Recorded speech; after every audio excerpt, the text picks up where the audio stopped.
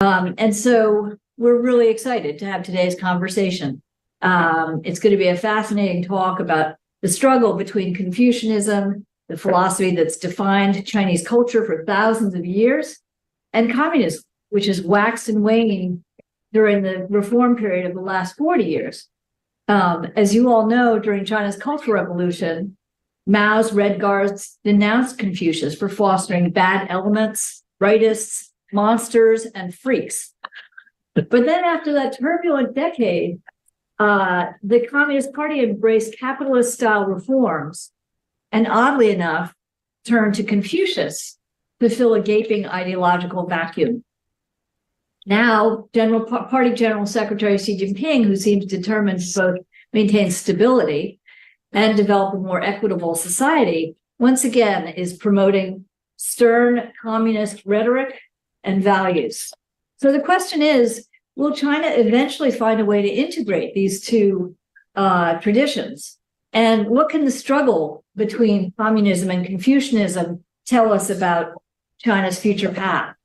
This afternoon, we're really delighted to host Confucian scholar Daniel Bell, who as Dean of the School of Political Science and Public Administration at Shandong University, has an insider's view of these philosophical struggles. Professor Bell's writings about Chinese meritocracy, sometimes arguing that China's political system works better than ours here, have been highly controversial. No. He's held many academic positions, and his books include The Dean of Shandong, his newest book, Just Hierarchy, The China Model, The Spirit of Cities, China's New Confucianism, and Beyond Liberal Democracy. Professor Bell is going to talk for about 20 minutes, and then Professors Peter Bohl and Wen Yu will share their thoughts and convene a conversation. And we'll have time for questions at the end of these talks, so please start thinking about what you'd like to ask. Professor Bohl is the Charles H. Carswell Professor of East Asian Languages and Civilizations, and one of the great experts on ancient Chinese philosophy and Confucianism. He's the author of This Culture of Ours, Intellectual Transitions in Tang and Song China, Neo-Confucianism in History, and a number of other books and publications. And Wen Yu is a visiting assistant professor at Boston College who received her PhD in history here at Harvard. Her research focuses on China's social and political thought and intellectual culture. And she's currently writing a book about the search for a Chinese way in the modern world, which grapples with many of the questions that we'll be talking about today. So we're absolutely thrilled to have all three experts today. And I just want to give one quick plug before I hand the microphone over that next Thursday at our Critical Issues Confronting China series, we're going to have economist Yao Yang speaking about correcting some of the what he calls the dire consequences of 40 years of reform. So it's going to be a very, very interesting talk. Please come to that as well. So with no further ado, I'm going to hand the mic over to Professor Bell. Thank you. I'll set my alarm, but feel free to use legalist methods to come on. Thank you so much, Inda, for the invitation, and thank you for the other panelists who will provide much more, frankly, historically informed and academically in-depth analysis than I will. So this talk will draw mainly on this book, a couple of chapters in this book, which is an account of my experience serving as dean, but I only talk about my own experience if it sheds light on academia in China and the political system. And today talk mainly about the Confucian and communist aspect, because I was hired for this job by, his name is Kong Shuji. He's a party secretary of the campus at Qingdao, the new campus, and he's a 76th generation descendant of Hongzi, and he's very proud of the tradition. And he thought that I could help to promote Confucian tradition at Shandong University. And as you probably know, Shandong is basically the home ground of Confucianism. But it wasn't very successful, frankly. So this book is more of a record of my failure. But I think we draw sometimes interesting lessons from failure as well.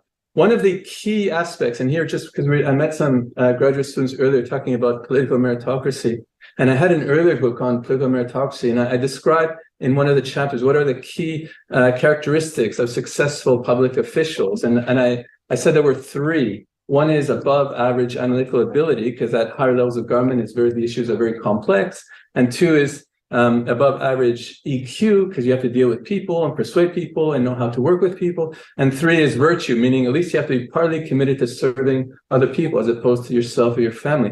But what I discovered, and I didn't write this in this earlier book, and this is my biggest failure, is the most important characteristic of all to be a successful public official is none of these three. It's the ability to work hard.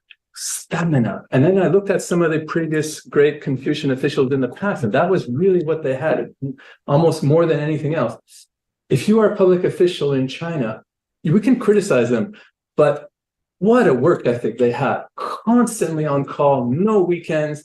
And during COVID times, the party secretaries and the vice deans lived on campus full-time, dealing with this problem, serving other people, worrying about the unemployment of students.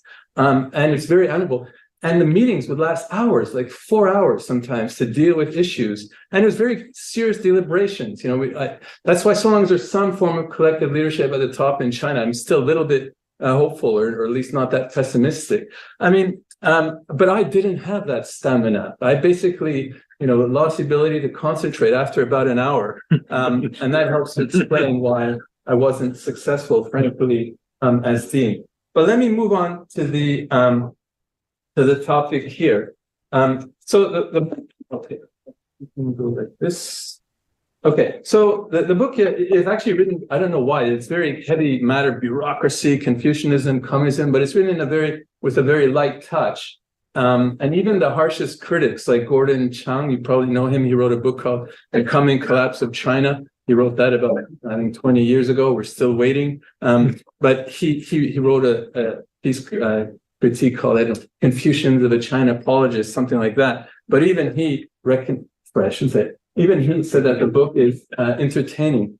So this is a lovely cover with emojis, and each emoji represents a theme of the book. And originally, I had used a doll, which is to kind of AI to program, but my editor at Princeton rejected it. He's saying, luckily, we still have human graphic designers. And they came up with this beautiful cover. So judging by the cover, it's a brilliant book. I'm not responsible for it, and I won't comment on the content, but at least I can be proud to say that. By the way, my father, I'm sorry, I'm drifting, final footnote, he was a writer who turned a secondhand bookseller at the end of his life. And then he said, what I really learned is we have to judge a book by its cover. So on those grounds, I'm very proud of the book. Okay, now let me go into the subject material here. So in the 1980s, most of you are probably too young to remember this, but most Chinese intellectuals and political reformers had a view that China's future is basically liberal democratic modernity, meaning in its kind of economic form, a kind of capitalist or form of organization, and politically a kind of democracy. And the US was viewed as the model, typically, by students and intellectuals. And many of the talented students in those days, they didn't want to join the Communist Party because, first of all, they weren't inspired by communism anyway. And secondly, it wasn't viewed as the road to success. And both Confucianism and communism were basically dead as motivating forces among the intellectuals and political reformers. Very few appealed to Confucianism and communism as a kind of inspiration. So now I'm really thinking, what are the political ideals that inspire people? I think it's a hugely important topic. And that's why the language of China and authoritarianism, yes, but what does that mean exactly? There's still many intellectuals and students who seek inspiration from political ideals. And what are those political ideals? Well, two of them have made a huge comeback in the 1990s. We can talk about why. I will talk about why in a second. But at least what's quite fascinating, sometimes I'm like, you've been in China so long. What has been the major change? it's so complicated question, but at least if I have to reduce it in one slogan, it's the comeback of history and tradition. And in the case of political ideals, it's the comeback of the Confucian and Marxist traditions. And both traditions have had huge and unexpected comebacks. There's almost a consensus now that whatever turns out in the next few decades, there's not going to be one modernity, which looks like, for example, United States capitalism and democracy. We're going to have a multipolar world, and China, for better or worse, will have a kind of something that is quite different from the economic and political system that you have in the United States. China will not copy the West. I mean, hopefully, China will continue to be inspired by best practices abroad, but at least there's not going to be this kind of model that sets the path for China's development the way that people thought in the 1980s. So people say, oh, in the 1980s, it was much more open. It's true, it was more open times in many ways, much more academic freedom, for example. But at least in terms of the motivating ideals, arguably it was less open than now. Now you still have liberals. We have a very famous liberal here, Professor Liu Qing. But we also have Confucians and we have communists. In a way, it's more diverse, at least in those terms, than it was in the 1980s. So what about this Confucian comeback? Well, I mean, of course, the historians know this, but at least in the English language, the term Confucianism is often misleading because it sounds like it's like Confucius is like to Confucianism, just like Buddha is to Buddhism or Jesus is to Christianity. But it's not, right? I mean, Confucius himself, he was a transmitter of an older tradition. It's a very diverse and complex tradition, and that has been influenced by other traditions, and including Taoism and legalism and Buddhism, and more recently, democracy and feminism. I mean, I mentioned already the descendants of Kong, who are very proud if they can be offered a plot in the Kongling, the Confucian family cemetery in Qufu. And now the women can be part of the family tree for the first time. It's a kind of feminist-inspired reform. Of course, at the level of scholarly research, there's also a lot of engagement between feminism and Confucianism, for example. And now I'm going to reduce Confucianism to very crude ways, and the intellectual historians will hate this, I apologize, but two claims that no matter what the diversity of the tradition, these are kind of mainstream views. The first is the good life. I mean, it might sound trivial, but when I'm going to say it's not that true, because you have to compare it to what, right? The good life lies in the pursuit and nourishment of compassionate and harmonious social relations, starting with the family and extending beyond that. So again, in comparison to what? Well, look at ancient Greek thinkers like Aristotle. The good life lies outside the family, right? The family is a sphere of necessity, but morality lies outside the family and serving the public. That's not a Confucian view at all. The Confucian view is morality starts with the family. That's where we learn about morality, and that's where we experience, at least if things go well, which often they don't, but that's where we experience care and compassion and love, and we extend that love to others, but in diminishing degree as you extend outside the family. And no matter how diverse the tradition, there's hardly anything about the afterlife. I mean, it's a bit like Marx and communism. Marx has 40 volumes, but there's only a few sentences about communism. It's similar about the Confucian tradition. Again, so this is quite in contrast to like Christianity and other traditions.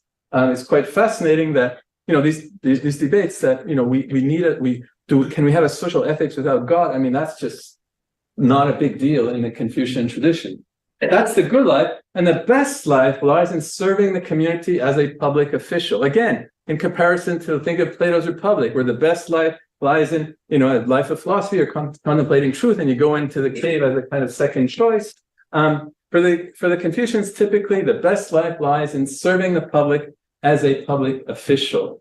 That's one reason why, for example, still today, especially in Shandong province, where the Confucian tradition is, I think, most deeply influencing people's, everyday life and values. If you're a public official, it's so important. For example, the rest of China, what's the lucky number? We know, right? It's the lucky number 8. But in Shandong, it's 7, because it's qi shang ba xia. When you're 57, serving as a public official, you can still have hope of being promoted. But when you're 58, then you have no longer hope of being promoted. And so this is very interesting. So on the license plates in Shandong, you would see number 7 as the lucky number. I mean, and again, in comparison to the rest of China. So why the Confucian comeback? Well, very briefly, and again, very briefly, it was obviously a political reason that Marxism cannot serve as a sole legitimate, political ideal, inspiring people. I mean, it's still a big part of the story, as we'll see. But obviously, the ruling organization views itself as a carrier of a much older political tradition. And the Confucian tradition has been, at least in Imperial China, the main kind of political tradition that inspires people, I guess. So obviously, the Chinese, Communist Party views itself as this carrier of a longer tradition, and more the Confucian discourse is used as kind of, let's call it values-based legitimacy. Again, it's a fairly new development the past few decades, obviously in comparison to the earlier in China. Economic reason, well, again, here too, for most of the 20th century, Confucian was viewed as a kind of part of the reason why China was backward economically. But then all of a sudden, other countries with a Confucian heritage, South Korea, Japan, Singapore, and so on, modernized in a relatively peaceful way, at least partly in response to, or at least on the basis of Confucian values like commitment to hard work, to self-improvement, to education, and a this worldly outlook. And Chinese intellectuals often came to the same realization that far from undermining economic modernization, Confucian can help to promote it, of course, assuming other conditions are in place as well.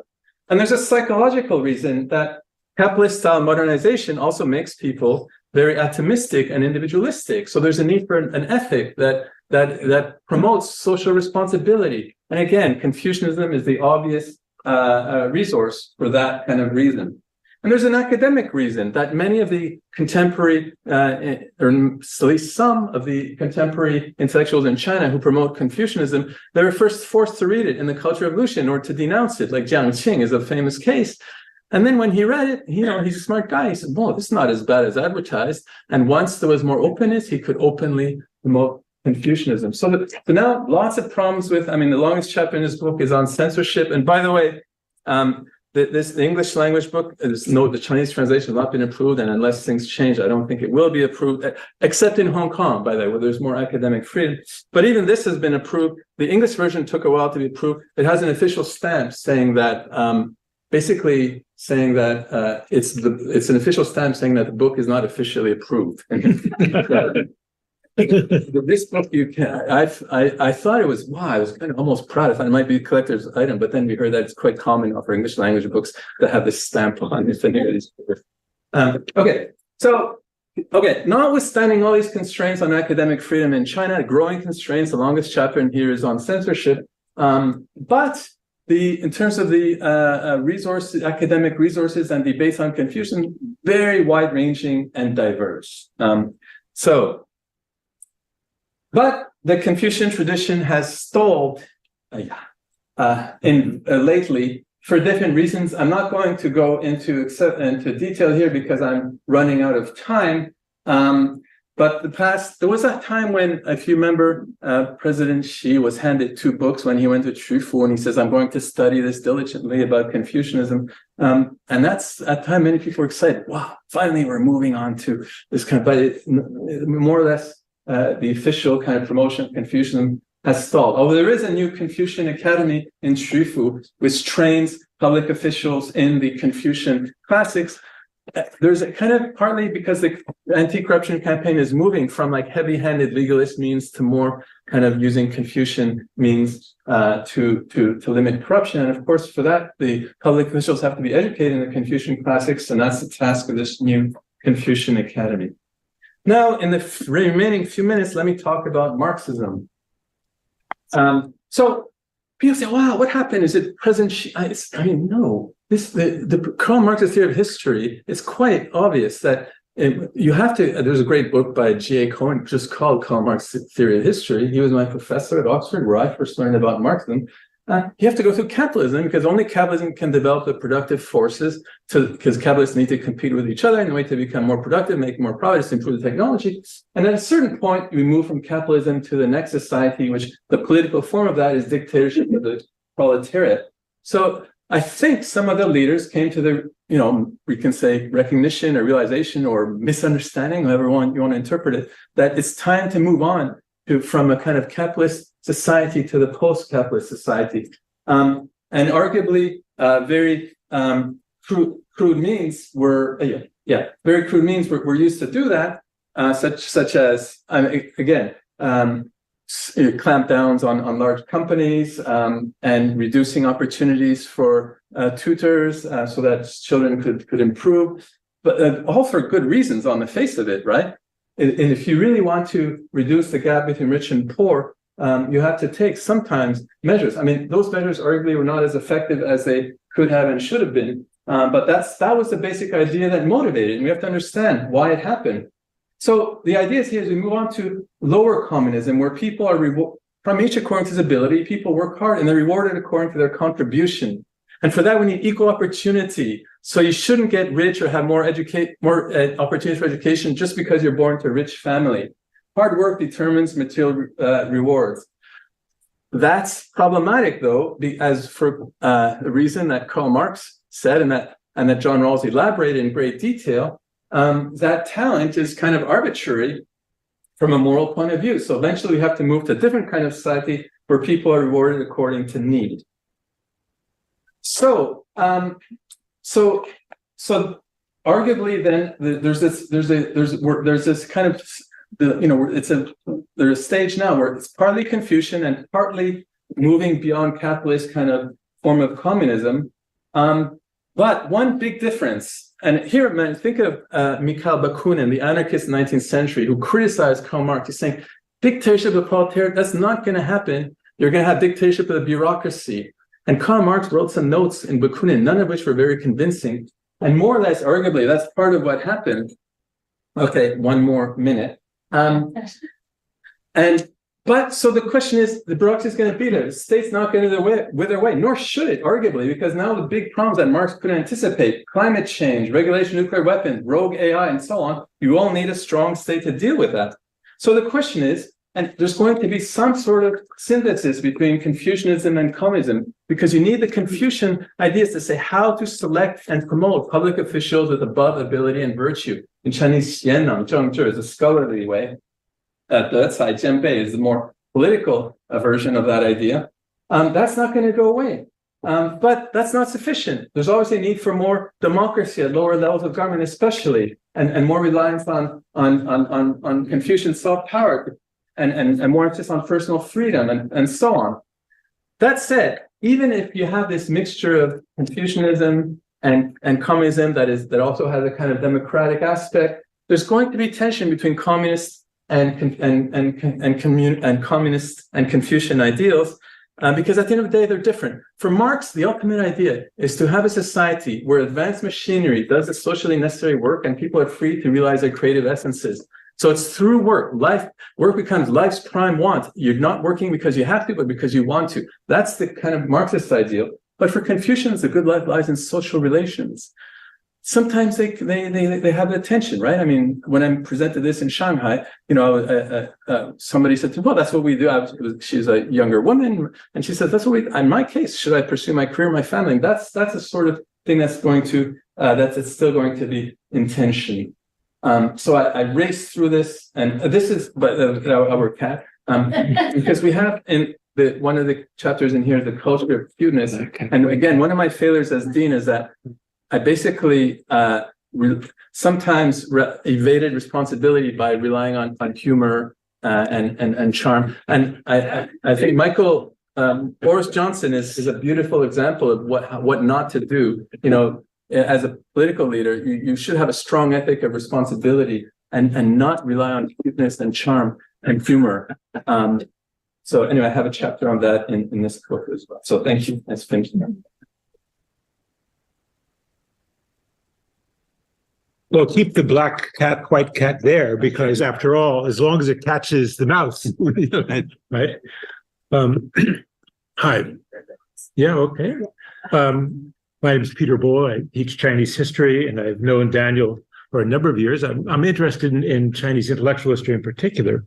And I when I began in college in the 1960s, Confucius and Confucianism were purely historical subjects. They were not relevant to China today. Remember, it was in the 1960s, and I think the second year I was in college, the Cultural Revolution began. So, and yet, like Lazarus from the dead, right, keeps coming back.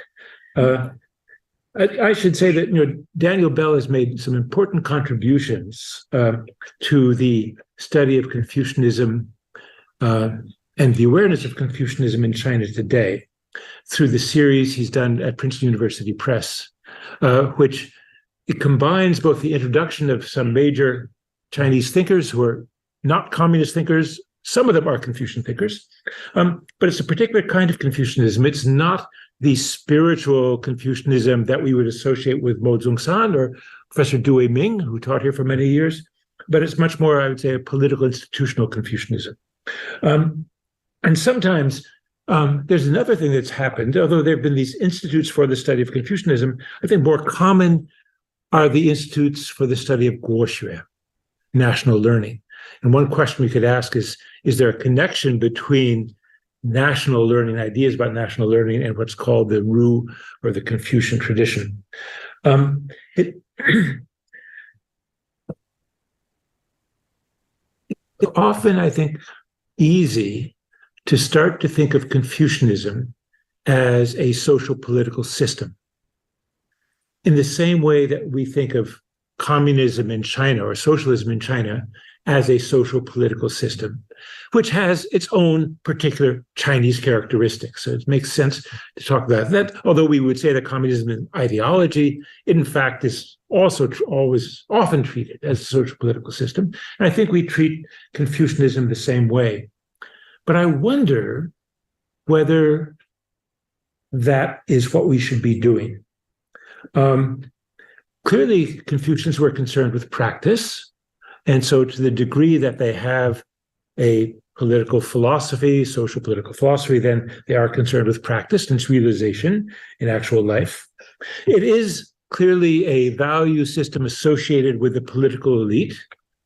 But remember, the political elite in China was, in the past, maybe 5% of the national educated elite, right? So we should not be perhaps misled by thinking that politically active people define the Confucian tradition. But still, I mean, there's understandable why we would take a sort of a notion of Confucianism as a social political system and see it in those terms. The question then is this social political system particularly Confucian or not? And along the way, I think Daniel offered us an alternative, would say, well, yes, there's Confucius way back when, but then, there was a centralized bureaucratic system of the Qin dynasty.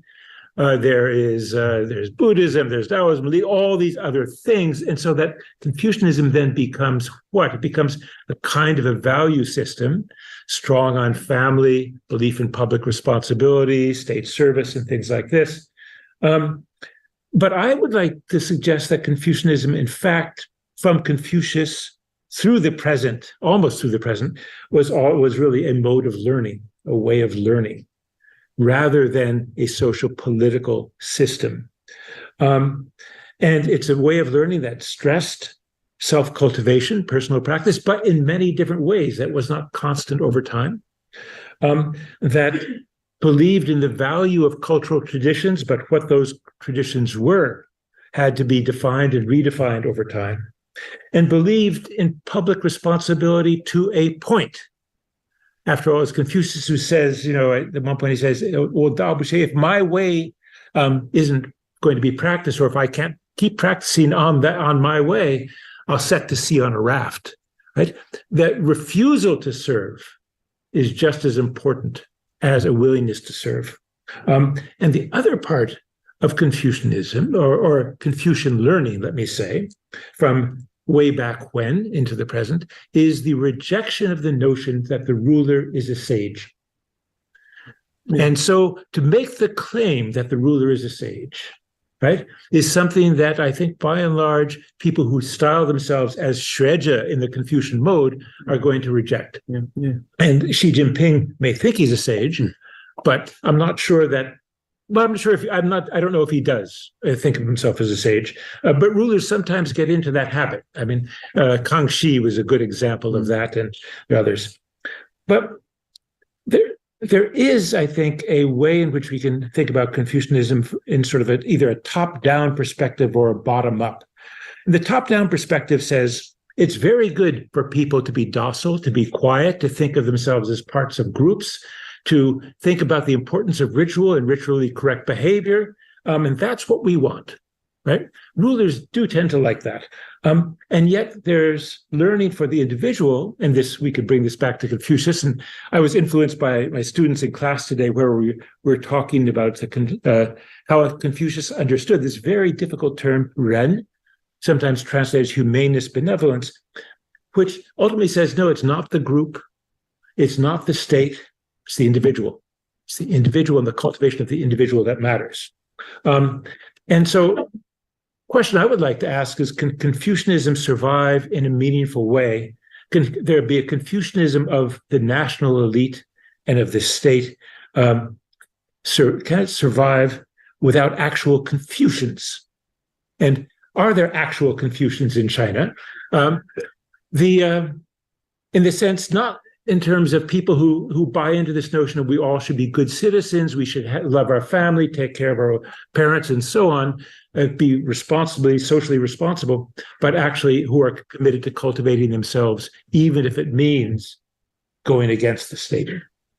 So I'm going to end my comments with a story. And my story begins, I guess, in the 17th century, when Huang Zongxi, known to some people for his great political treatise, the Mingyi Daifang Lu, the Plan for the Prince Waiting for the Dawn, wrote the Ming Rushuan, the studies of Ming Confucians. And he begins with an account of a man named Fang Shaoru. And Fang Shaoru had been a high official, an advisor to the emperor, the grandson of the Ming founder, Juanzhang, who had been skipping over a generation, had been made emperor to succeed him. His brother, or his uncle, Zhu Di, up in the north in Beijing, would have none of that, and he decided he would come south with his armies and usurp the throne, which he proceeded to do. And Fang Shaoru, being a famous scholar, he told Fang Shaoru, you're going to issue a statement saying that basically I'm like the Duke of Zhou coming to aid Prince Cheng, right? That I'm here to save the state, to save the dynasty. And Fang Shaoru refused. And so he and all his relatives to the 9th degree were executed. And that's how he begins the Ming Rushuan. But the first case of learning discussed in the Ming Rushuan is about somebody else. It's about a man named Wu Yubi. And Wu Yubi's father had been the #1 graduate of the civil service examinations under the emperor that had been usurped. And when Zhu Di, the usurper, came to town, Wu Yubi from Jiangxi was one of the people that came out to greet him. And in return for betraying his emperor, he was made chancellor of the National University. Wu Yubi refused to take the exams and refused to serve, and was absolutely quiet and kept at home because he's a great embarrassment to his family. He was not participating as he should. A brilliant son of his father, the chancellor of the National University. And Wu Yubi became a great scholar because the day Yongle died, he began a diary, which we now have, in which he talked about his desire to cultivate himself and the difficulties of self-cultivation. And he began his diary with a dream of King Wen Wang, the founder of the Zhou dynasty, and then a second dream of Zhu Xi, and a third reflection on the way in which the second emperor of the Song dynasty in the 10th century probably murdered his brother, the first emperor, and then proceeded for the rest of the diary to talk about his spiritual cultivation. So we see a state that's willing to murder the opposition. We see a state that's anxious for co-optation. We see Confucians once in a while who are committed to integrity and authenticity and are willing to engage in martyrdom. I think that literati generally, as a national elite, believe in a centralized bureaucratic system. I think it's very much part of it. I don't think they necessarily believe in a strong state. And the degree to which we see a commitment to strong states among the literati, or to the state among literati, or to a strong state, it can mean that they're looking for ways to bend the government to their interests, not to pursue government. So this tension, I think, is a real tension, not just between Confucianism and communism, but between being a Confucian and the notion of a strong state. Thank you. I'll stop there and ask Professor Yu to continue, and you too will get your 10 minutes of glory. Sorry again for being late. The traffic. That's fine. Continue. Yeah. Okay, sorry. I hope my comment is worthwhile. So, good afternoon, and I want to first thank Fairbanks Center for inviting me to join this fascinating conversation with two professors, and it's really a great honor. So, Professor Bao, thank you for the fascinating presentation. I actually also really enjoyed reading your new book, The Dean of Shandong, and it has a lot of fascinating details and analysis that actually help to humanize contemporary China, as the book intends to do. Especially this is important because we're in the context of escalation of confrontation of ideologies. So Professor Bao brought up a very important topic, the direction that China is heading in terms of its political values and identity. So I'm sure many of us are sitting here are concerned about this. So to fully grasp Professor Bao's proposal about combining Confucianism with communism, I think it's useful to first look at the context of the overall debates and the different ideas about the role of Confucian tradition in shaping China's political ideologies. So indeed, in the post-Mao period, Confucian learning has made a comeback. But I want to emphasize that it is not one single uniform concept. Right. So as an intellectual historian, I actually see various interpretations and forms of Confucian traditions. And these various positions are attached to different intellectual groups with diverse ideologies and methodologies. So, for example, there's the group we can call the cultural liberal camp. And they see Confucian learning as promoting a kind of Chinese humanism that tends towards civic nationalism. So what does it mean?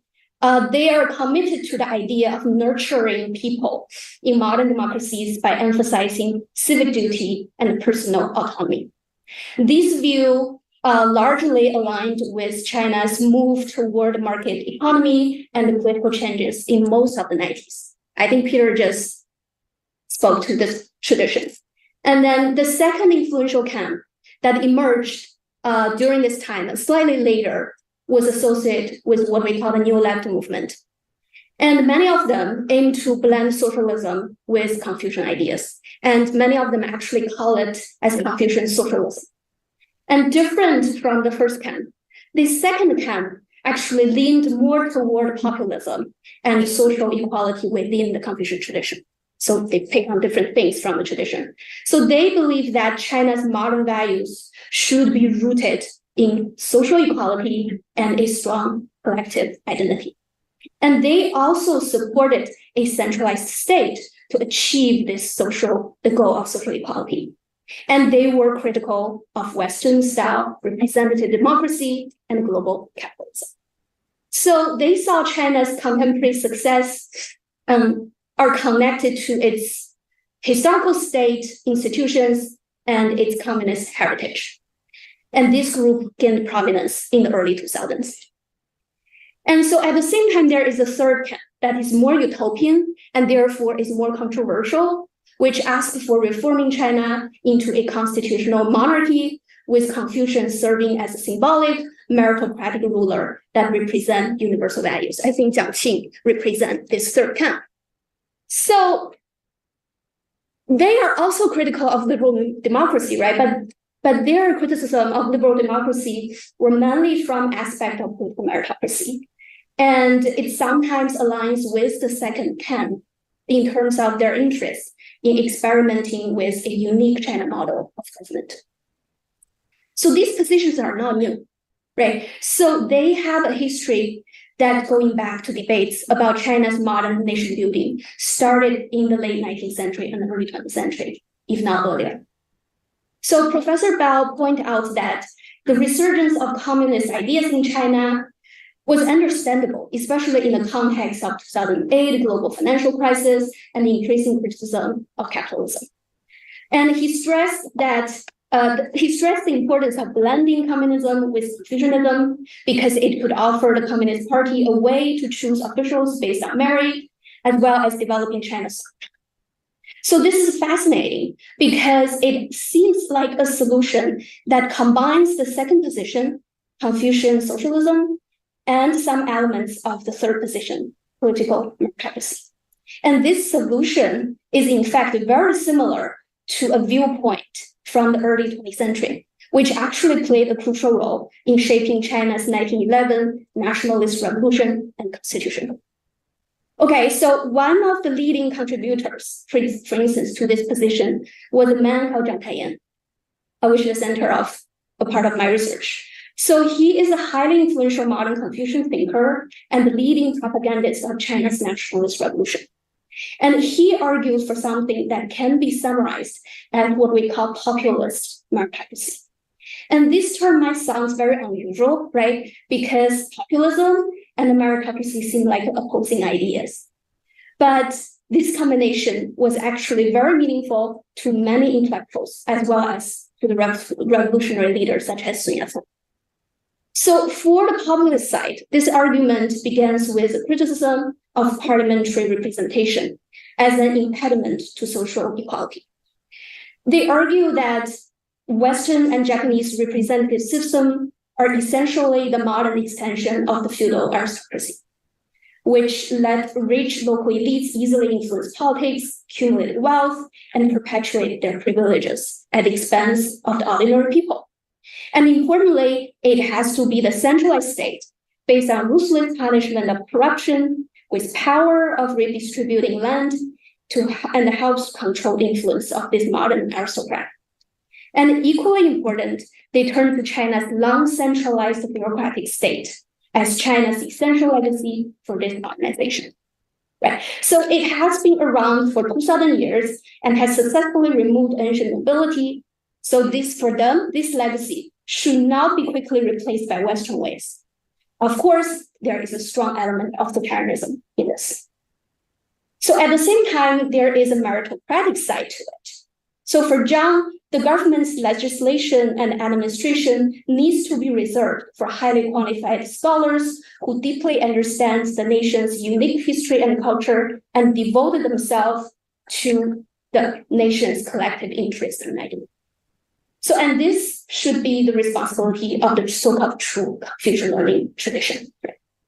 So what I want to say is that people who embraced this idea in early 20th century, they were often supportive of socialist ideas entering China at the moment. And this is understandable and even admirable. It is because throughout the world at that moment, newly rising nations in the late 19th century and early 20th century were combating social problems caused by unregulated capitalism and European imperialism. So at that time, not many people were too concerned about the authoritarian aspect of it. This makes sense because in the middle of the turbulent 20th century, when China was mired by wars, the problem of the state overexpansion was probably the last thing to worry about. This way of thinking made a comeback in the early 2000s. It was primarily associated with the Confucian socialism of the new leftists, but it also speaks to the concern of the institutional Confucians who are interested in meritocracy. So this position gained traction after 2008 and coincided with a critical moment for the Chinese Communist Party.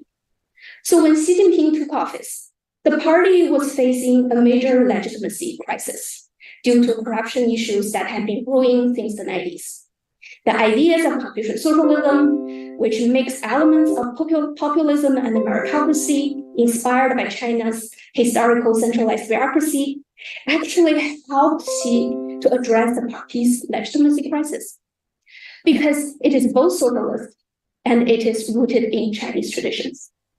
And this particular interpretation of Confucianism celebrates China's unique historical path and views Chinese Marxism as a logical choice in line with China's historical values.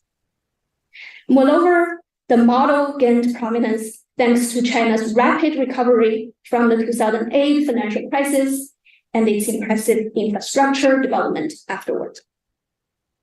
However, so this is my turning point, unlike the mid 20th century, many people today start to see the authoritarian side of this approach as a genuine concern, especially when the party control has become so strong, right? So this concern becomes even more apparent when the government cracked down on business leaders, enforced strict COVID measures, and become entangled in an increasingly hostile international environment, all in an effort to build loyalty among citizens. But I think what's important to remember is that there have been different approaches within China's journey to nation building. So take cultural liberals, for instance. They see the heart of Confucian learning as more about individual responsibility in society than being tied to a particular state system.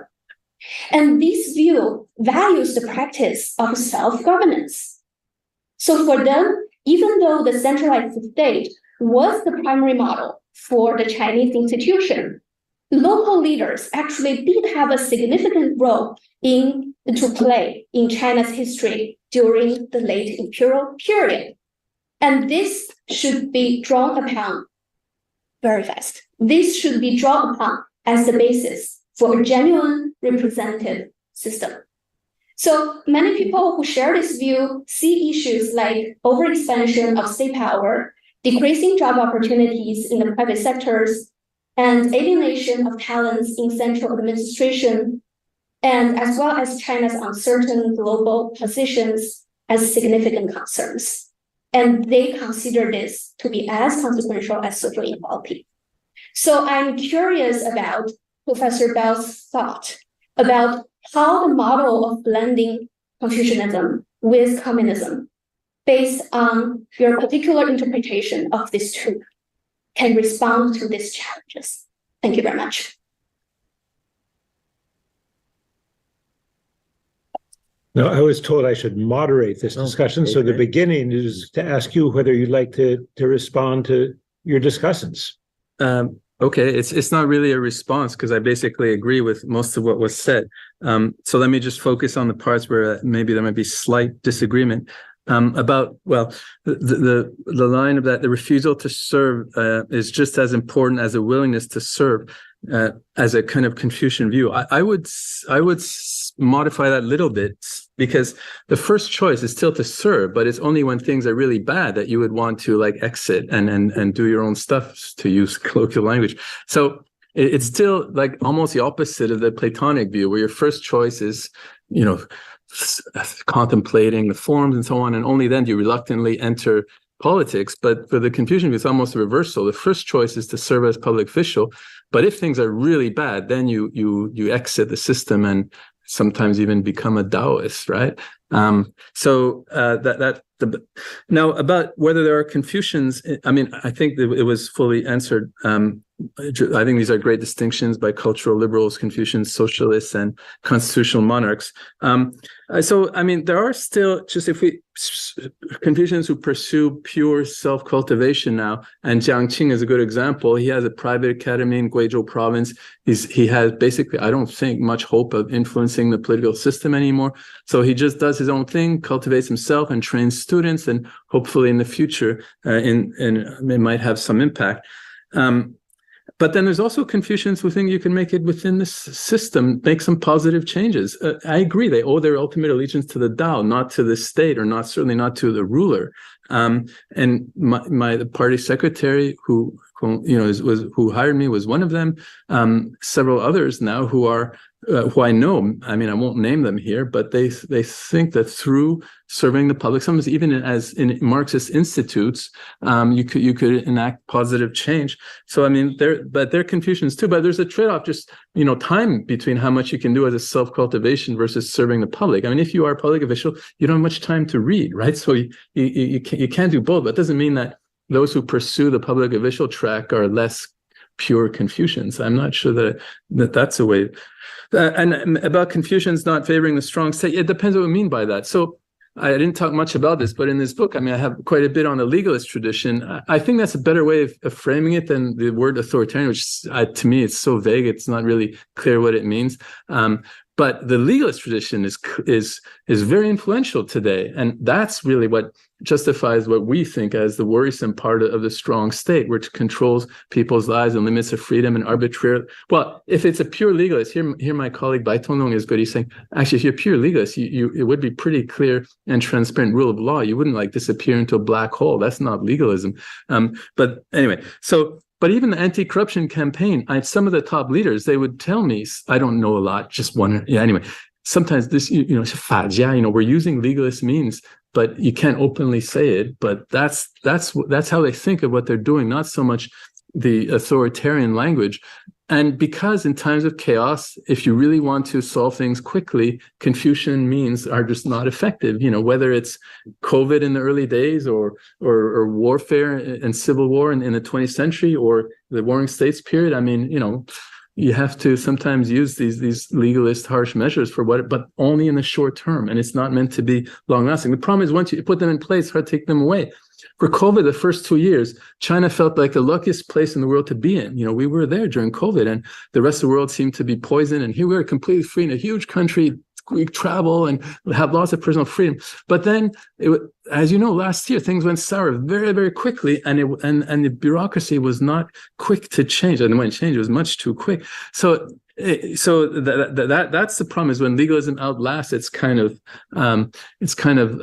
life, so to speak. But even then, pure legalism won't work. I mean, the reason why COVID was effective the first 2 years is that because almost everybody bought into the system. It's not like the US or even Canada, where I'm from, where people didn't want to wear masks sometimes. This is what we need to do to preserve our relative well-being.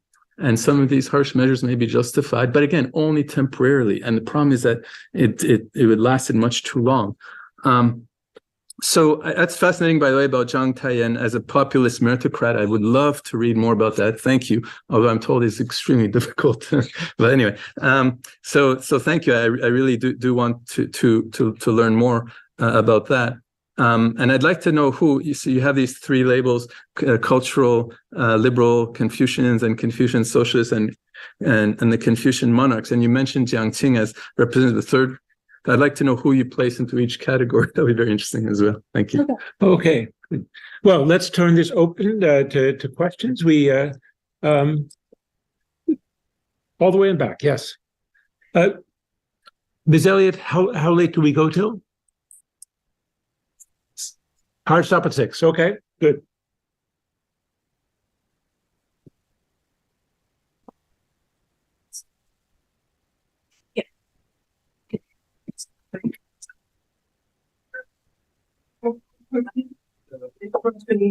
I'm really happy that you put out the Fajia.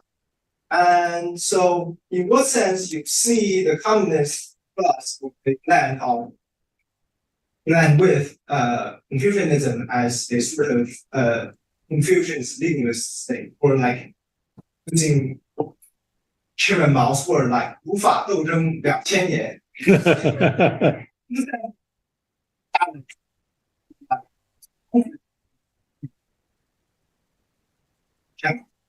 In the sense that it seems that it's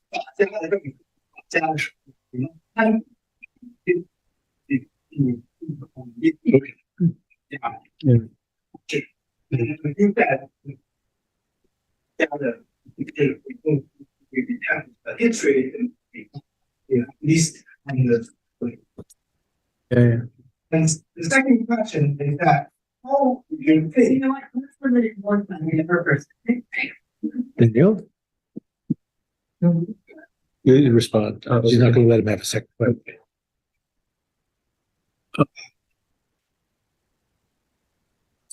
Okay. Okay, hi. So I didn't mean to imply, it's a great point. I didn't mean to imply that fajia was always temporary. I'm saying that from a moral point of view, it's only justified as a temporary measure to deal with social chaos. And if it extends beyond that, which it often does, then it loses its moral justification and becomes problematic. So that's what I meant. I mean, in the Chinese, that's why, like today, when people say that what the Chinese Communist Party thinks. I mean, what does that mean? I mean, it's a huge organization, as you know, over 90 million people. Even within the bureaucracy that I work with, almost all the leaders were Communist Party members, but so diverse views. And this tension plays itself out today. I mean, and I worry about this increasing legalism now. And that's the part that we worry about, not so much a strong state per se, but the kind of the legalists, meaning that there's the use of harsh punishments and fear to control people in an almost totalitarian way. Obviously, that's the worry. And in this book, I mean, I say that to the extent I have a political motivation, I want to demonize China, show the humane and humorous side.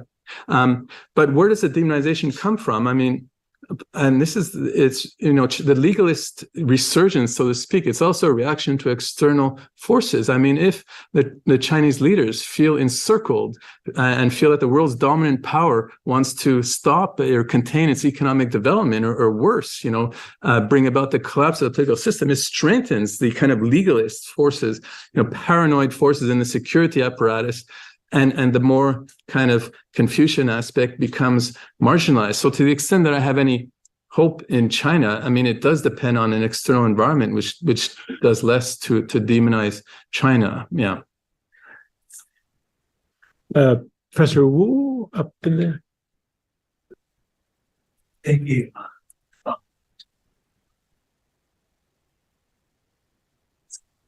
Your comment leads me exactly to the question that is sort of in my mind during this presentation, which is to what extent internally, as you were thinking about how to promote Confucianism and how to develop Confucianism with communism, was there awareness that in doing so, you were changing the foreign policy narrative and exactly how the rest of the periphery sees China and creating a more hostile environment that was in turn strengthening, to the extent that there is a struggle amongst Confucians, strengthening the hand of the legalists, as you had suggested. So in some ways, right, just like other cycles where Confucianism has struggled with a powerful state leader and struggles within schools of Confucianism that's affected the outside. Was there awareness of that? I asked this question specifically because some of you may recall Professor Yin was here last year, and he was surprised at how much this turn, what was an internal discourse, had affected the way the rest of the world saw China, and in turn created this type of ripple effect. So having had a seat at the table, was this even a consideration at all that there would be these forms of unintended consequences? Or does this come as much a surprise to you as it did to you? So the surprise for Professor Yen, sorry, could you rephrase it? I'm not 100% sure what it was. So you may recall that those of you, policy and specifically the Shia foreign policy through a connection with traditional legal thought, particularly different forms of thinking about what China's people will have been in creating a humane international society, but through a safe place. So that language sparked various different reactions. Through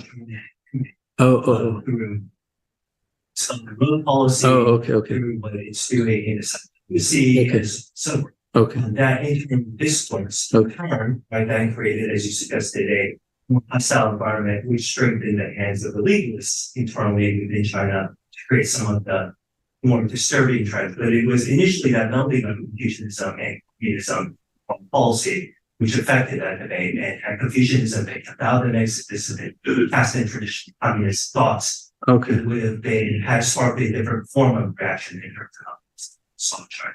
Okay. So I'm curious, and I think for him, it was a bit of a surprise because certainly that was not the intention. Okay, you're right. Yeah. So Okay. he highlighted the richness of the debate. Yeah. Right. Yeah. Yeah, good. Thank you. Yeah, I mean, so Professor Yan Xuetong, we translated one his books for the series, and it was called Ancient Chinese Thought and Modern Chinese Power. And when President Biden was vice president, he came to Beijing, and he was photographed holding this book as he boarded the plane. You know, so in those days, it wasn't viewed as a problem. It was so I'm not. So he argues, as you know, that that there should be a humane government that inspires people both at home and abroad, and he uses a Confucian language to express that. And he was before that book was published, he was viewed as a kind of hardliner and a hawk. But actually, it turns out he's much more committed to what we would call soft power or Confucian norms on the international level. But eventually that changed. So not just his views, but Zhao Tingyang and others who use the language of Tianxia, that's viewed as a kind of, nativist, but it's not. I mean, it's providing an alternative, which is not meant to be, necessarily pro-China, but one way of a morally justified international relations that draws upon Confucian ideas. For example, the Confucian idea that if you are a strong state, you shouldn't assume that you have equal responsibilities. In fact, you have more responsibilities than weaker states, and you should try to provide a political system that is in the interest of both the strong and the weak states. I mean, what's wrong with that? But somehow the critics who somehow think that's meant to challenge the kind of liberal order portray this as sinister and pro-China. That gets distorted, I think. Yeah. But maybe my fellow panelists have more to say on this. We'll let the audience ask more questions, I think. Okay. Right here, yeah. And then...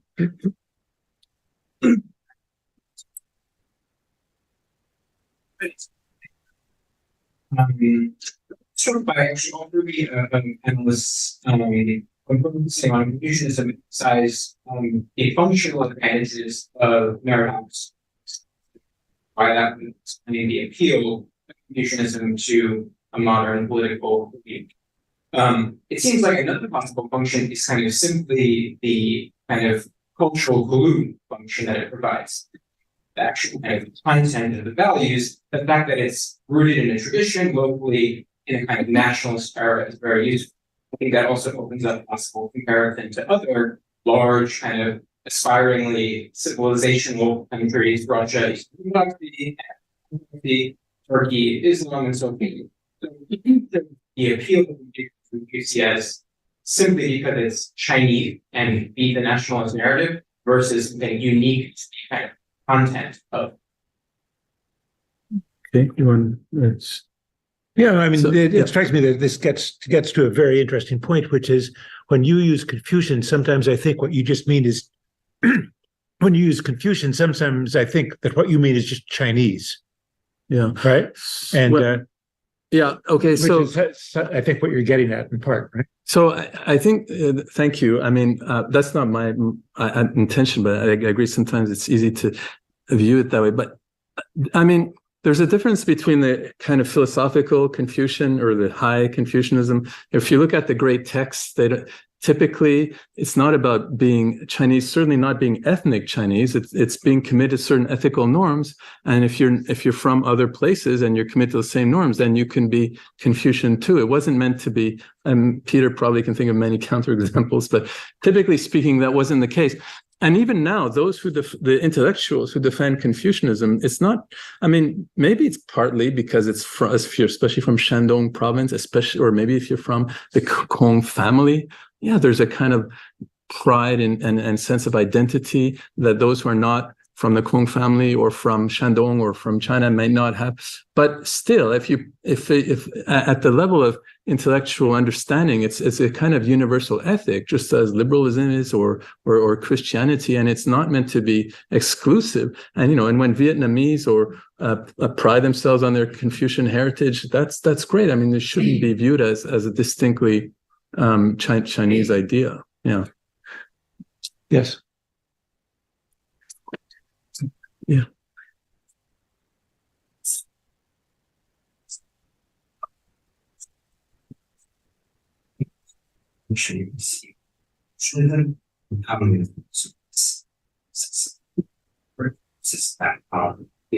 Interactions.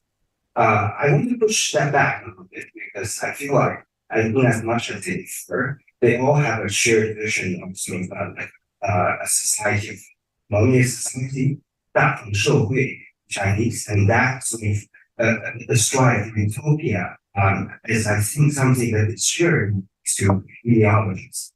So I can see how so this value is active over the years is also something that can affect people's. So I'm wondering from a longer perspective, we see some of the Chinese culture as being able to perform a lot of outside influences. Coming back to 700, 800, we have the Buddhism coming to China, but Confucianism came to support that during a long period, 200 years, from the Tang Dynasty all the way to the Tang Dynasty. Get to the question. You think communism will be informed by the one day in more than 50 years.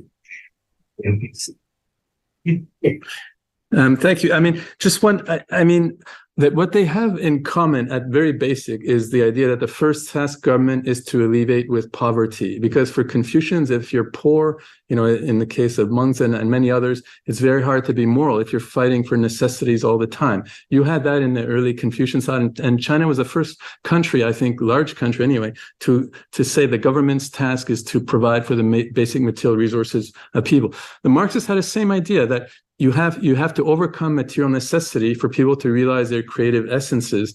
But in both cases, the ultimate aim, we can call it utopian, but it's meant to benefit individuals. It's not meant to benefit some abstract collectivity above individuals. For Marxists, it's to have the capacity to realize your creative talents. That's really, and once advanced machinery does all the necessary work, then we should be free to do that. And for Confucians, once we have poverty taken care of, then people can commit themselves to others in a socially responsible way without worrying about fighting for necessities. And so that's I think that's the kind of commonality. But what you should do when you have free time, that's where the difference is. I mean, for Marxists, it's really realizing your creative essence through work, and for Confucians, it's through your harmonious and compassionate social relations. And there's no going to be an ultimate melting of the two, because they pull in different directions often, right? I mean, we can feel this tension, as mentioned in that case, or that when I gave the talk, they often pull in different directions. So there's not going to be this kind of, this harmonious resolution of the tension.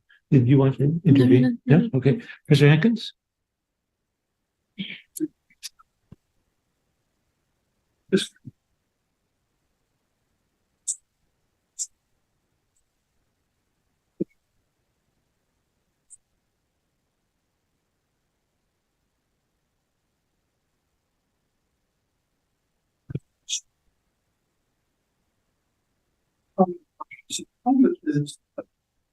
very short-cutting depiction of Confucianism, communism, having kind of medium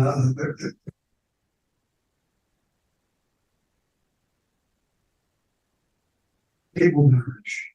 But it occurred to me that in the West, there's a very long marriage, it's very similar between Christianity and Confucianism.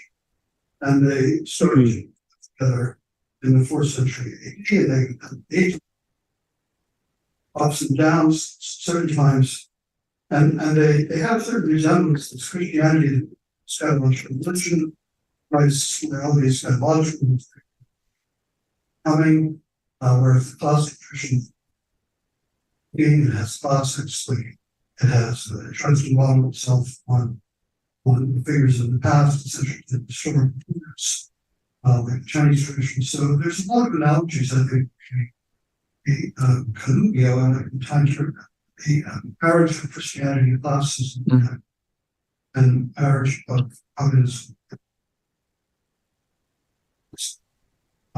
One thing I think that you can mention about Confucianism, reason for its revival is pride.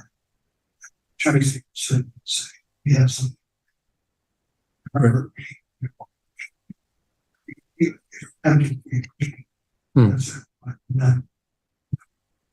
This Chinese pride goes back in Chinese tradition. Anyway, I note that there are ups and downs in the relationship between Christianity and classical tradition, and one of the low points of classical tradition is precisely when Christianity is threatened by Islam. An outside threat makes people regard classical tradition as essentially luxury. It brings up all of the Christianity develops with the jihad and the cities. So that's interesting. But there's also the other side, which is when Christianity, Western tradition starts to develop a much broader classical education, not just in elite, but very large parts of society become classically educated, Renaissance. That's what ultimately kind of breaks the power of Christianity with political system, which I think is a good thing myself. But I'm asking, my question to you is, what prospects do you think there are for a broader Confucianization of China? I understand that it's being taught in schools. It's sort of it's top-down command for people to study Confucian classics. I've been movements in the past to revive Confucians at the kind of popular level, and to make it,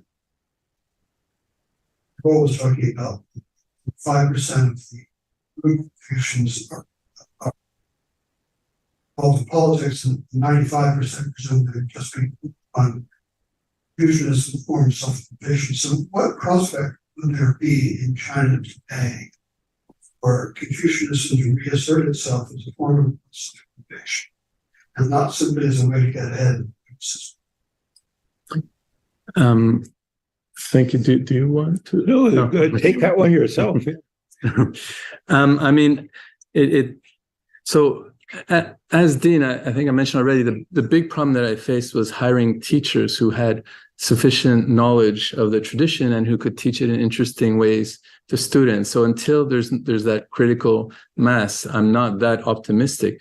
But I think it is changing. I mean, even in my faculty, we had several teachers who were well trained in the classics and who could do it. So I think and it depends too, right? At the primary school level, the most common text that's taught is the Deeds of Gui, which we can translate as the how would you translate?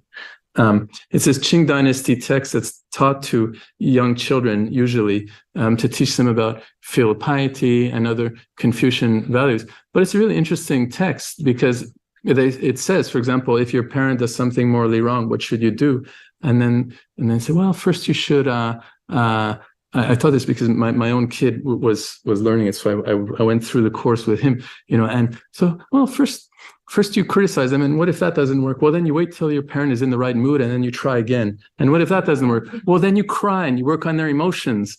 And then what if that doesn't work? Well, then if the part that's not modern is if they hit you, you just take it, But anyway, so those sorts of texts are being taught at primaries. So at different levels of education, there's different sorts of texts that are taught, and the more that happens, the more I'm a bit optimistic about the revival of Confucianism. But it has to be taught in interesting ways. I mean, that's the thing. Sorry, just one tiny last point. Especially for university students, it has to be taught in a way that allows for debate and engagement. So.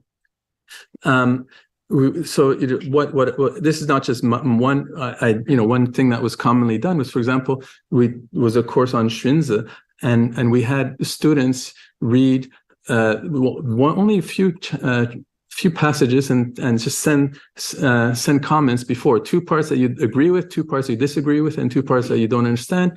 And then the teacher, on the basis of those comments, would organize the debate. That sort of thing is one way to teach the classics in interesting ways for students, university students. And if you have that, then it might have. With my friend, we went to the Jixia Xuegong, the kind of the old academy where you had these debates in the Warring States period.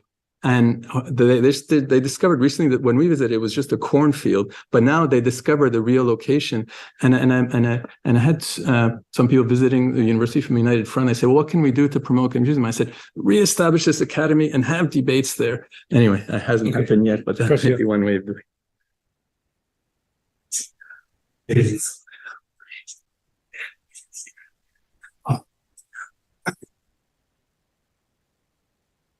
Something talking about studying encouraging we find the recent sharp decline of marriage rate and the family is a very core value of Confucian.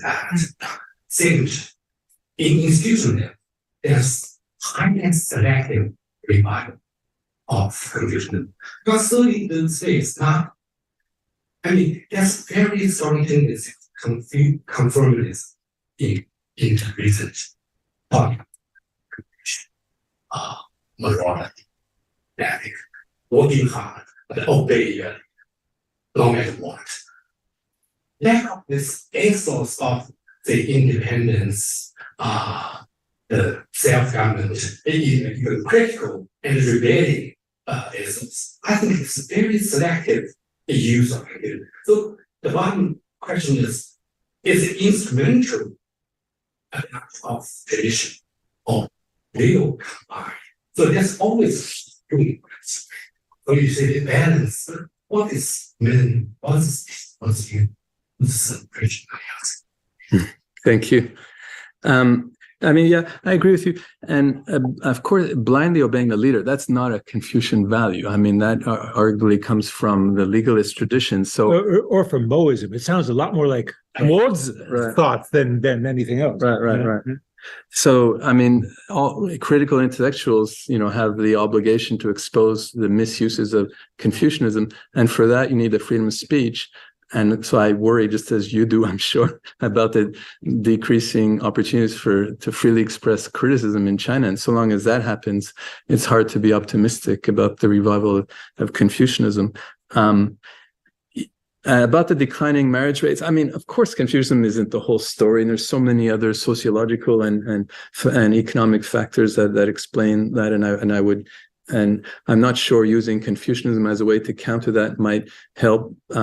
But if it's presented in the problem about Confucianism too is that, again, it's often viewed as a kind of patriarchal tradition that women reject. And if you're going to use this Confucianism to try to persuade, families to get, or people to get married and have more children, that's so long as there's this patriarchal view that this is the Confucian view, that's not going to be effective. So that's why there's a need for more feminist reinterpretations of Confucianism. And for that too, there's a need for more freedom of speech than is currently available.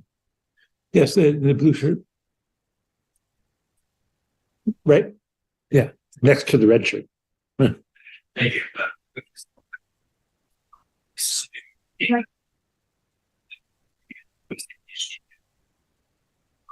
So you can see exactly opposite question.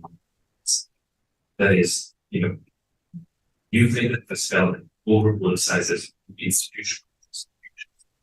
If you think there's a tendency in Western institutions of studies under-politicized, under-institutionalized institutions where either the specific political institutions people of the text are downright neglected, or the extent that they are taken into consideration, you get the impression that the proper Confucian is to be a kind of center-led liberal democrat happens to care about the family aspects of origin. And so I'm wondering if you think that thinking of Confucianism as a political institutional doctrine is a non-starter to start with, or to the extent that you think it is productive, I'm wondering, would you think that methodology for doing that should be, I think should be done broadly. I think any scholar embodies your view.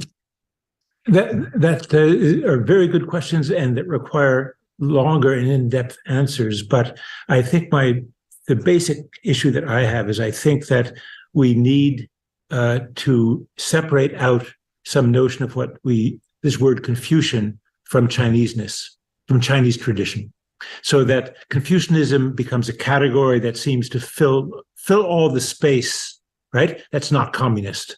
And it's about presented as an alternative to that, although legalism comes in as another thing. I think Confucianism is a complicated subject, but it's built certainly, and I go back to what I said before, I think it's Confucianism as practice is a mode of learning. It's not a political system. Mr. Schrader, sorry. Green shirt. Thanks so much, all the speakers. Say Schrader, history. I have a question for Professor Bell. You spoke a little bit about the sorts of texts that are being read, but I'd like to ask more specifically, what texts are trends to do Confucius reading? Are they only focusing on the classical and pre-classical texts? Are they reading the new Confucian commentaries and other Confucian texts from the middle period? Are they only reading later commentaries or secondary sources on these texts? And how are they reading these texts? Are they reading them Chinese, or are they reading translations and commentaries in modern vernacular? Well, thank you. That's a huge question.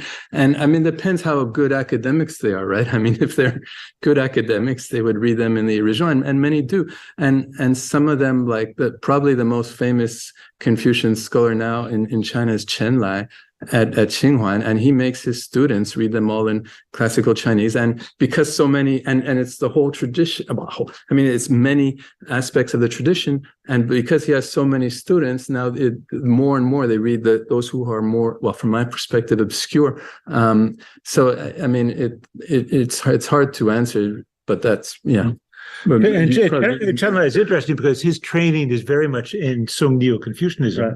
And that's his identification is actually individualistic Neo-Confucianism versus political theory. Well, he's the most politicist. I mean, he advises the top leaders, and he goes to the Dangxiao, to give talks. Yes. And he's very much committed within the system. Yeah. So, yeah. Well, last question, I think. Yeah.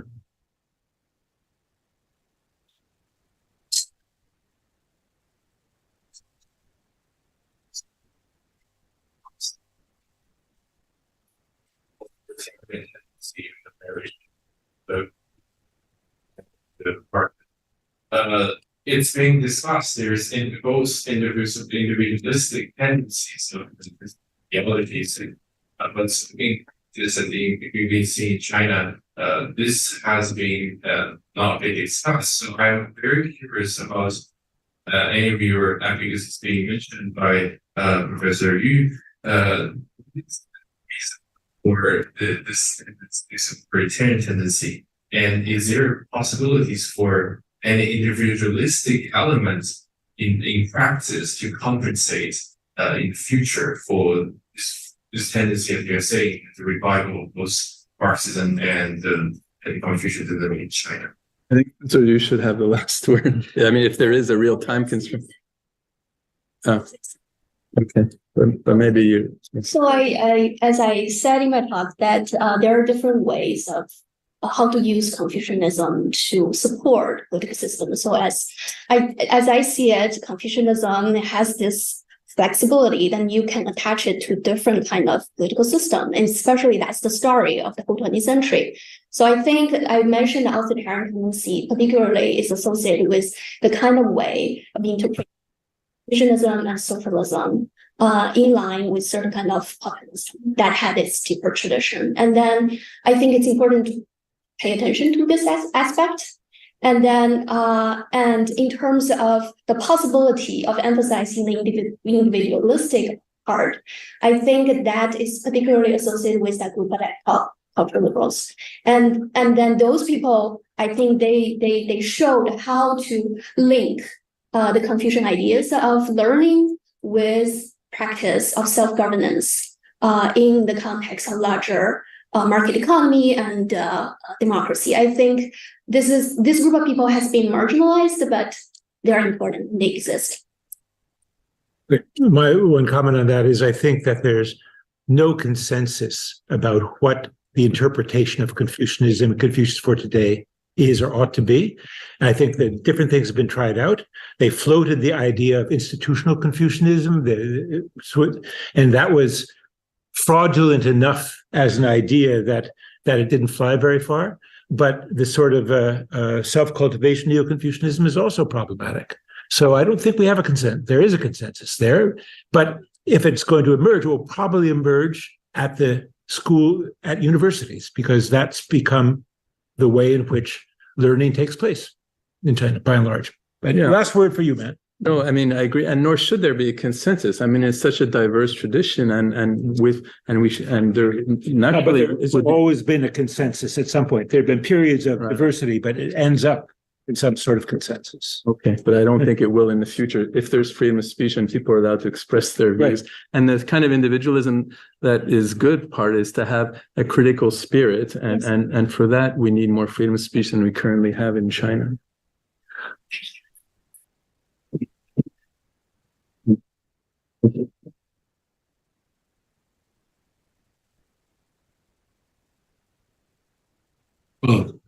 Thank you. Thank you.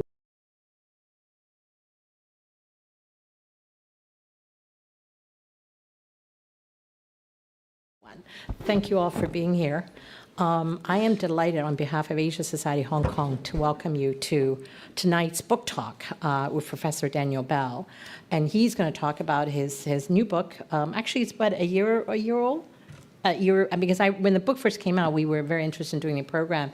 And we finally, a year later, we are able to do the book talk tonight, The Dean of Shandong, Confession of a Minor Bureaucrat at a Chinese University. So it's available for sale, and I'm sure Professor Bell will be happy to sign it for you. And of course, if you're a member, there is a discount for ASHK members. So it was voted, I think, this book as one of, by FT, as one of the best book of 2023 on the politics section. So I'm eager to, I'm looking forward to reading it. And tonight's program kind of dovetailed nicely. It was about almost a month ago, on December 12th, also in this room, we have the wonderful opportunity to invite Professor William Kirby from Harvard to talk about his book, Empires of Idea, Can China and Hong Kong Lead the World of University in the 21st Century? And that book talk was a lunch program. It was really also very thought-provoking.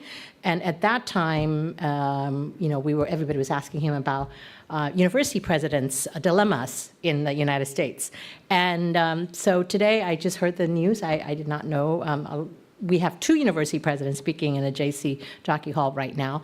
And so I think one of the toughest jobs in the world these days is probably being university presidents, regardless of where you are, whether you're in East or West. And I think with Professor Bell's experience as the Dean of Shandong, and I think he shares it in his book. I'm sure being a dean of an American dean in China in this current, he survived, and I'm so glad to see here now that he's here in Hong Kong, and I know Brian's going to do a great job of moderating the program. And Brian Wong also needs no introduction. He's the assistant professor of philosophy at University of Hong Kong.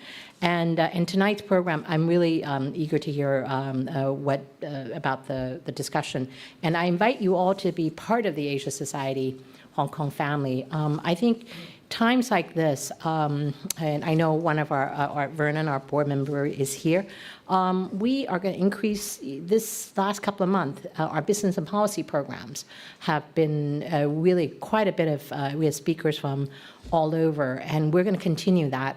In fact, we're really delighted that people want to come to Hong Kong, and they are coming to Hong Kong, whether it's professor, academics, business leaders from whether it's the Minister of investment from Saudi Arabia or professors from the Ivy League schools. I think it's really times like this is very important for us to have discussions. And Hong Kong is a very unique place. It's still a global city. And all the stuff that Hong Kong U is doing. In fact, I think Brian is involved with Professor Chen Li, as well as Professor Bell. His new China Center in Hong Kong U is also another exciting development. So this is times like this that Asia Society Hong Kong is really delighted that we've been here doing programs like this since 1990. I think, Nancy, you know about it. I've been a longtime member. Our programming on the business and policy side, I think, remains one of our strengths, along with our arts and cultural programs. So please support us if you can by becoming a member. And we also have free programs, like tonight's other program. So please become a part of the Asia Society Hong Kong family. We're going to bring more programs like this. And sometime it'll be off the record, and sometime it'll be on the record. And we invite you to, even if you're not a member, you can be taking part in programs like this. And so thank you so much for being here. And I want to turn the podium over, turn the mic over to Brian to get tonight's program started. Thank you. Thank you so much, Alice. Thank you. And thank you, Asia Society in general, for being such a wonderful and splendid platform for open conversation in a city which is defined by its openness and pluralism. Tonight's guest needs no introduction, really. He's one of the most prominent political theorists, public intellectuals, writers and thinkers on China that the world has seen in the past 20 to 30 years. He's also the chair of political theory at the Faculty of Law at the University of Hong Kong.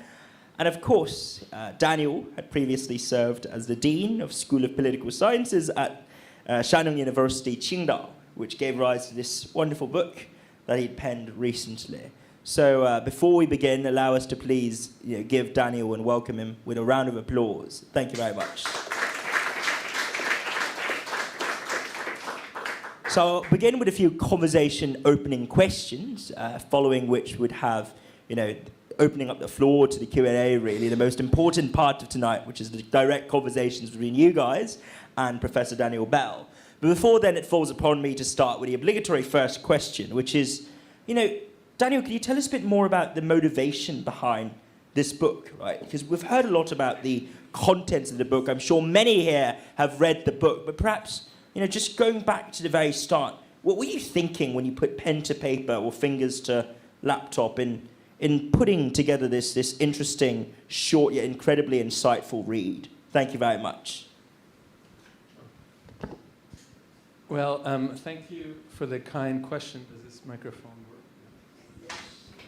work? Let me just one tiny little note. I'm honored to be part of the greater American continent, but my hometown is Montreal. So, now why I wrote this book? There's several reasons. Soon after I started serving as dean, I realized that this is going to be a fascinating experience.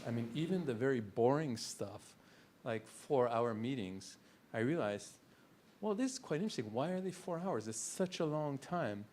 So then, it sheds light on things like collective leadership, which operates not just at higher levels of government, but at lower levels, including academic institutions. In Hong Kong U, I don't think there's collective leadership. But at Shandong University, there is, right? And also, that's one reason, by the way, why the Xiaozhang and so on are less endangered in mainland China than here because there's collective leadership. That's the first reason is that it was a fascinating experience. Even the boring parts turned out not to be so boring, right? And also, even during those meetings, what were people writing? Were they really following the debates that much? And so on. These were fascinating questions. But it's also that, I had served at the University of Tsinghua University for 13 years, and I wrote about political meritocracy, 贤能政治, but it was more of a kind of ideal, but I want to learn how to operate it from the inside. So serving from the inside shed a lot of light, and I thought it could help it could help me to learn much. That's another reason. But another reason is that I didn't succeed to the extent that I thought I would as dean, and so writing a book that was relatively sympathetic towards my colleagues and students, I thought would be one way of thanking them. And the last reason, which is perhaps the least successful, is that, and this now it's what was going through my mind when I thought this, and I even mentioned that in the book, was that I thought that I could help to counter the demonization of China by portraying the more humane or normal or sometimes even humorous side of China. But I realized the forces that, you know, in favor of a demonization of China are much too strong for a humble little book like mine to try to challenge in any way. So I'm not sure what was going through my mind when I thought that. You know. There's a lot to unpack in that comment, and perhaps I just want to start with this sort of theory-practice gap or the juxtaposition that you highlighted there. Because, you know, for those of you who are familiar with Daniel's works, he'd spent decades looking into the sort of ideal type of governance, of the China model of meritocracy as espoused by sort of what China could potentially become as an ideal evolved form. And yet many of your critics often say, you know, your defense doesn't stand up to empirical scrutiny. It doesn't measure up to, or rather the reality doesn't live up to the ideals here, so to speak, and that your methodology of looking for this ideal, almost Platonic vision of what the China model could look like, you know, it's interesting, but it doesn't really help us, or those of us trying to understand China, especially in its heterogeneous multitudes as we see today. So how has your experience in Shandong altered your methodology, if at all? Has it made you perhaps more jaded, more cynical, and more open to this sort of non-ideal critique of your methodology as being too idealistic, if you will, you know, in that sense? Thank you for the leading question. So it's not meant to be an ideal that I pluck out of nowhere that apply to a certain situation. I mean, it comes out of my experience teaching and working at Tsinghua University, which trains many of China's leaders, and people were arguing there before I had worked in Hong Kong. I worked for 8 years in Hong Kong. And those were the days when people held one ideal, one person, one vote, and it was a purely empirical question of how to get there. But as soon as I arrived in Beijing, people were arguing about different things. How to train leaders with above average ability and virtue, and what's the right way of assessing ability and virtue, and what's the relation between ability and virtue. These questions were fascinating to me, unasked for in Hong Kong. So then I thought it was, let's try to write a book that makes sense of these ideals that are being argued about and applied at my university in Beijing. But then I thought going to Shandong would be a way of learning about how it works from the inside. So again, it's not an idea that comes from, you know, the outside. It's an idea that I literally learned about by working in Beijing. And then I thought that I could learn more about it by furthering my research in Shandong. But of course, there's always going to be a gap between the ideal and the reality. There's no way to avoid that. The question is, what are the ideals that we should use to think about how to improve the current status quo? Should it be these ideals, you know, one person, one vote, or electoral democracy, or Western style liberal democracy, or should it be something that owes more to the way that leaders and others actually think in China? Yeah. No, I must clarify. I was not trying to, you know, excite you too much with a leading question. No. It was more the observation that you made just then, which is that we have to understand political systems and values by looking really into the practices, into the beliefs and the norms adopted by folks on the ground. That's a hugely underrated and also deeply invaluable aspect of, you know, political theory, right? That we can't just transplant and impose a sort of exogenous and ultimately ill-equipped model that's not necessarily fit for purpose, so to speak. And now turning to another value that's often championed in, you know, liberal democracies or elsewhere, it's the notion of the freedom of speech. And this is where I found your discussion in the book, once again, quite illuminating, when you observe that, yes, there are overt instances of censorship and examples of that aplenty in mainland China, and also, you know, across maybe Hong Kong or other parts of the greater China sphere as well. But on the other hand, you've also lamented the almost increasing singularity with which this echo chamber of mainstream Western sort of media outlets talk about, when they talk about China. It's a very sort of monolithic and almost lacking a nuanced approach they take to such coverage and reporting. I was wondering if you could perhaps unpack this comment that you made, right, about being shut out from a lot of these platforms. How do you feel about this sort of exclusion? And do you think there's a serious problem with the media as we see in the West? Or was it really just an incidental sort of blip that you're confident that eventually will be self-correcting? Because you talked about the powers that be just then in terms of the demonizing of China, right? Well, I mean, it is a bit peculiar on the face of it that I served in China, in mainland China. I mean, I'm still serving in China, for like 20 years. And the more local experience I have, the more local knowledge I have, the less interest there is in the mainstream media outside of China. I mean, that's a bit peculiar. When I had just arrived in China, you know, then there was lots of interest, Canadian media where I'm from, American and so on. But the more, and it's not just me, it's many people who are based in China, just assume that you've kind of gone native and therefore you're no longer a reliable source. So, you know, if you read like it's not a critique, it's just description, who the, mainstream Western media, who they interview, typically they're people based outside of China and who don't have much local experience. I mean, it's quite amazing. So that said, as you know, in the book, the longest chapter is the one on censorship, and the first half is mainly about the state-sponsored censorship in China, which is getting worse, so I'm quite honest about that. And the problem is not just censorship, but the shifting boundaries. That when I was dean, people who had prepared for many years, like scholars working on like social protests in China, they could do that 10 years ago, and then whoop, all of a sudden they can't do that, and they have to retrain themselves and write about something else, like environmental issues, which, by the way, were off limits 10 years ago, but now they're on limits, so to speak, or international